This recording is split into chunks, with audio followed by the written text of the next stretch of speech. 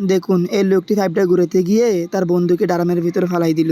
তারপর ফালা দিয়ে লোকটি কিছুক্ষণ পর তার বন্ধুকে দেখতে পায়, দেখে তার বন্ধুকে বাঁচানোর অনেক চেষ্টা করে। লোকটি কিছুক্ষণ পারাপারি করার পর তারপর সেখান থেকে ছুটাতে পারে। তো যাই হোক, তারপরে এই ভিডিওটা দেখুন। এই লোকটি কাপড় চোপড়ের ভিতর সার্ফ এক্সেল না দিয়ে তার বন্ধুকে মোবিল দিয়ে একেবারে কালা বানিয়ে দিছে। তারপর তার বন্ধু বলে, আরে বলো তুই এটা দিলি কেন? তুই কাপড় চোপড়ের ভিতর দিবি সার্ফ এক্সেল, তুই সার্ফ এক্সেল না দিয়ে মোবিল দিলি কেন? তো যাই হোক, তারপরে এই ভিডিওটা দেখুন। এই লোকটি আতুরা দিয়ে বিনার ভিতর বাড়ি না দিয়ে তার বন্ধুর হাতে বাড়ি দিয়ে দেয়। তারপর ধারবা দিয়ে বলে, তুই এইদিকে চা। তারপরে এই ভিডিওটা দেখুন। এই লোকটি রাস্তা দিয়ে যাইতেছে, তখন সেখানে বসে থাকা লোকটির উপর চাকা লাগিয়ে দেয়। তারপর লোকটি সেখানে চিৎকার করতে থাকে। তার কিছুক্ষণ পর তাকে গাড়ি দিয়ে নিয়ে যায়। তো যাই হোক, তারপরে এই ভিডিওটা দেখুন। এই লোকটি ঘর থেকে বেরোতে গিয়ে একেবারে তরমুজটাকে নষ্ট করে ফেলে। তারপরে নষ্ট তরমুজটাকে বাড়ির দিকে ছুঁড়ে মারে। তারপর লোকটি দেখতে পায় তরমুজটা গিয়ে তার বন্ধুর মাথার উপর গিয়ে পড়ছে। তারপর লোকটি বলে, সরি বন্ধু, আমি দেখতে পাই নাই। কিন্তু তার বন্ধু কোনো কথা না শুনে তাকে এক ঘুষি মেরে দূরে ফালিয়ে দেয়। তো যাই হোক, তারপরে আরেকটা ভিডিও দেখে আসা যাক। দেখুন তাদের দুজনের মাথার ভিতর কতটা বুদ্ধি। তারা কচু পাতা দিয়ে ছাতা বানাইছে যেন বৃষ্টি এসে তাদের শরীরে না পড়ে। তারপরে আরেকটা ভিডিও দেখে আসা যাক। কঠিন কাজটা কতটা সহজে করে ফেলে